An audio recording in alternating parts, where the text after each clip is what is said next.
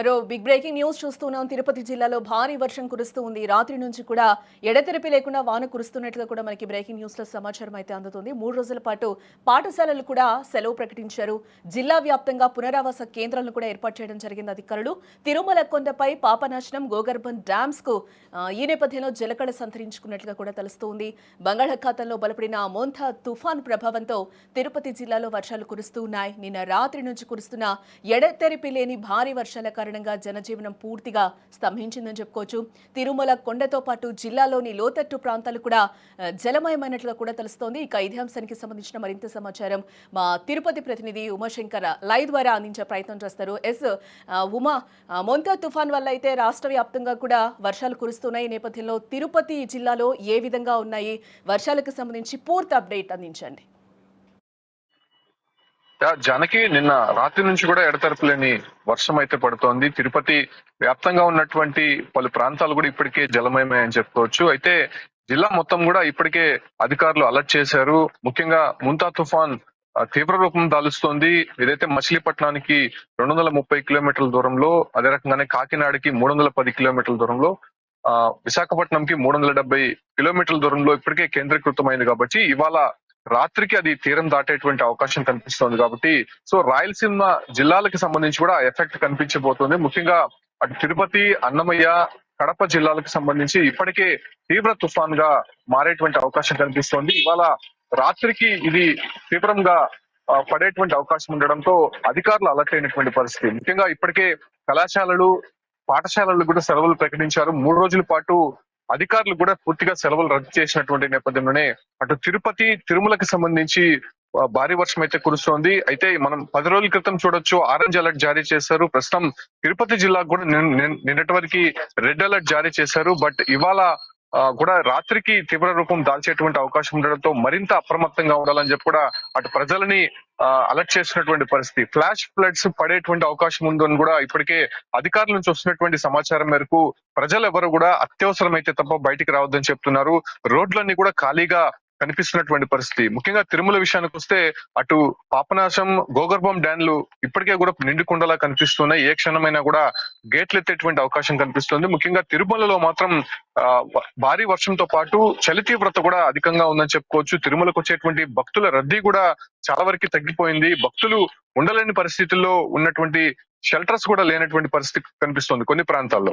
అయితే తిరుపతి విషయానికి వస్తే ఇప్పటికే పలు డివిజన్లు జలమయమని చెప్పుకోవచ్చు. ముఖ్యంగా ఇక్కడ డ్రైనేజ్ సిస్టమ్ అనేది కొంత అస్తవ్యస్తంగా మారినటువంటి నేపథ్యంలోనే ముఖ్యంగా శేషాచల అటవీ ప్రాంతం నుంచి కిందకి జాలువారేటువంటి ఈ వరద నీరు ఏదైతే ఉందో అవన్నీ కూడా పలు ప్రాంతాలని ముంచెత్తినటువంటి పరిస్థితి కనిపిస్తోంది. ఇక ఈ రోజు రాత్రి, రేపటికి ఏ రకంగా సిచ్యువేషన్ మారబోతోందో నిజంగా ఊహిస్తేనే కొంత భయానకంగా కనిపిస్తోంది. ఎందుకంటే ఎన్నడూ లేని విధంగా ఈ ఒక్క తుఫాన్ అనేది చాలా డేంజర్ గా మారేటువంటి అవకాశం ఉన్నట్టు ఐఎండీ ఇప్పటికే హెచ్చరికల నేపథ్యంలోనే తిరుపతి అధికారులు కావచ్చు, లేదంటే ఇప్పటికే ఇరిగేషన్ కావచ్చు, లేదంటే శానిటరీ అధికారులు, ఎన్డీఆర్ఎఫ్, ఎస్డీఆర్ఎఫ్ బృందాలను కూడా జిల్లా కేంద్రాల్లో పెట్టినటువంటి పరిస్థితి. ముఖ్యంగా పునరావాస కేంద్రాలు కూడా ఇప్పటికే పలు పాఠశాలల్లో ఏర్పాటు చేశారు.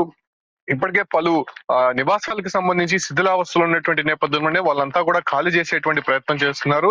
అయితే గత అనుభవాలను దృష్టిలో ఉంచుకొని అధికారులు ముందస్తు చర్యల్లో పాల్గొంటున్నటువంటి పరిస్థితి కనిపిస్తోంది. ఏ ఏరియాస్ కి ఇప్పటి వరకు రెడ్ అలర్ట్స్ గానీ, ఆరెంజ్ అలర్ట్స్ గానీ జారీ చేయడం జరిగిందా? ఎందుకంటే బలపడుతున్న మోంథా తుఫాన్ బలపడుతున్న నేపథ్యంలో ఎక్కడైనా కూడా రెడ్ అలర్ట్స్ జారీ చేసి అక్కడ ఏమైనా పునరావాస కేంద్రాలను ఏర్పాటు చేయడం జరిగిందా? ఇప్పటి వరకు ఎవరైనా తరలించడం జరిగిందా ఏంటి? అంటే ముఖ్యంగా నిన్నొచ్చినటువంటి ఇన్ఫర్మేషన్ మేరకు అటు తిరుపతి, అన్నమయ్య, నెల్లూరు, ప్రకాశం జిల్లాలకు సంబంధించి రెడ్ అలర్ట్ జారీ చేశారు.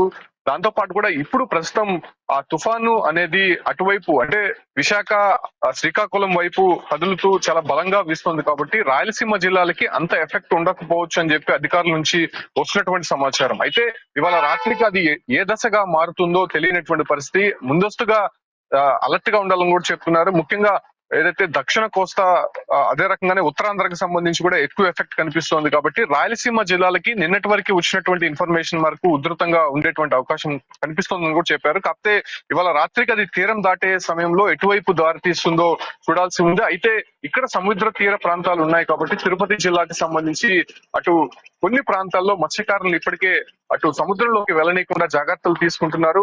ముఖ్యంగా అటు నెల్లూరు జిల్లాకు సంబంధించి అంటే తిరుపతి జిల్లాకు అనుసంధానంగా ఉన్నటువంటి సముద్ర తీర ప్రాంతంలో ఇప్పటికే దాదాపు 100-150 మీటర్లు సముద్రం ముందుకు వచ్చిందని చెప్పుకోవచ్చు. అలలు దాదాపు 10 నుంచి 15 అడుగులు ఎత్తున ఎగసి పడుతున్నటువంటి నేపథ్యంలోనే అటువైపుగా వెళ్లకుండా జాగ్రత్తలు అయితే తీసుకుంటున్నారు. ముఖ్యంగా తిరుపతి కూడా ఒక రెడ్ అలర్ట్ అనే చెప్పాలి. ఎందుకంటే తిరుమలలో అత్యంత భారీ వర్షం పడుతోంది. ఆ కొండ చర్యలు విరిగి పడుతున్నాయి. ఇవాళ రాత్రి రేపటికి ఏ రకంగా మారుతుందో ఊహిస్తేనే కొంత భయాందోళనకు గురవుతున్నటువంటి పరిస్థితి. ఇప్పటికే పాఠశాలలకి కళాశాలకి సెలవులు ప్రకటించారు కాబట్టి ఆ దశగా కొన్ని యాజమాన్యాలు మాత్రం దాన్ని నిర్లక్ష్యం వహిస్తున్నాయి. తిరుపతిలో ఉన్నటువంటి SV university, SV veterinary university, పలు కళాశాలలు ఇప్పటికే నిర్వహిస్తున్నటువంటి పరిస్థితి. కలెక్టర్ ఆదేశాలు మాత్రం లెక్క చేయకుండా వాళ్ళు దాన్ని కంటిన్యూ చేస్తున్నారు. అయితే ఫ్లాష్ ఫ్లడ్స్ అనేది ఎప్పుడైనా పడొచ్చు. అంటే అర్ధాంతరంగా వర్షం అధికంగా అయ్యేటువంటి అవకాశాలు కనిపిస్తున్నాయి. కుంభవృష్టి కురిసేటువంటి సందర్భాలు మనం అనేకం చూసాం. సో ఆ సమయాల్లో ఎక్కడైనా కూడా కొండ చర్యలు విరిగిపడేటువంటి అవకాశం ఉంటుంది. దాంతో పాటు కూడా చెట్లు నేల కొరుకుతాయి. విద్యుత్ స్తంభాలు కూడా పూర్తిగా నేల కొరిగేటువంటి అవకాశం ఉండడంతో ముందస్తుగా చర్యలు చేపట్టాలని చెప్పి అధికారులు పదే పదే చెప్తున్నా కొంత నిర్లక్ష్యం అయితే వహిస్తున్నటువంటి పరిస్థితి కనిపిస్తోంది.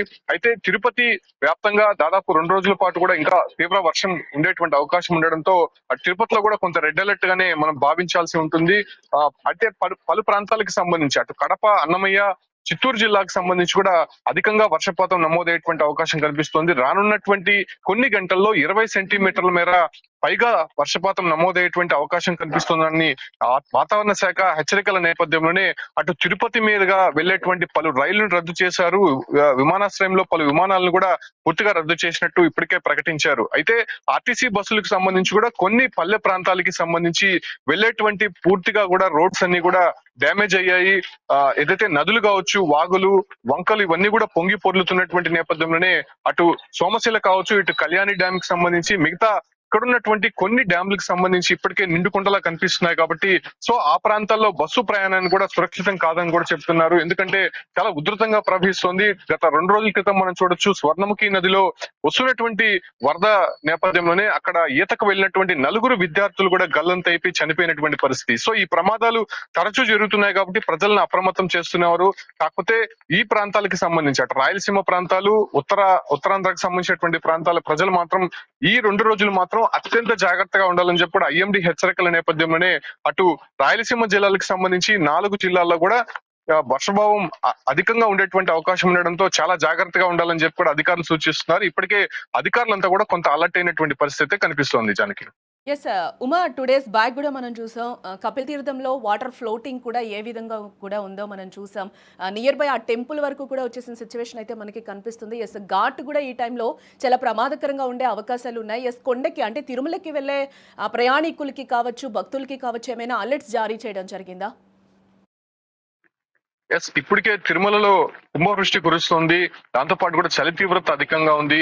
పొగమంచు కనిపిస్తోంది. ఘాట్ రోడ్లో పొగమంచు అధికమవడం కారణంగా ఎక్స్పీరియన్స్ డ్రైవర్స్ మాత్రమే అక్కడ వాహనాలు నడపాలని చెప్పి ఇప్పటికే టిటిడి సూచిస్తోంది. దాంతో పాటు కూడా ఆల్ ఆఫ్ సడన్ గా పడుతున్నటువంటి వర్షానికి కొండ చర్యలు విరిగి పడుతున్నాయి. మనం ఇటీవల చూసాం వెళ్లేటువంటి వాహనాలకి తగిలి కూడా డ్యామేజ్ అయినటువంటి పరిస్థితి. సో అటువంటి ప్రమాదాలు మళ్ళీ జరిగే అవకాశం ఉన్నట్టు అధికారులు స్పష్టం చేస్తున్నారు కాబట్టి ఇవాళ పాలక మండలి సమావేశం కూడా జరుగుతోంది. సో ఆ సమావేశంలో కూడా తుఫాన్ కి సంబంధించి కొన్ని కీలక నిర్ణయాలు తీసుకునేటువంటి అవకాశం ఉంది. ఎందుకంటే రాష్ట్ర ప్రభుత్వం నుంచి కూడా అనేక సూచనలు వచ్చాయి, అలర్ట్స్ వచ్చాయి.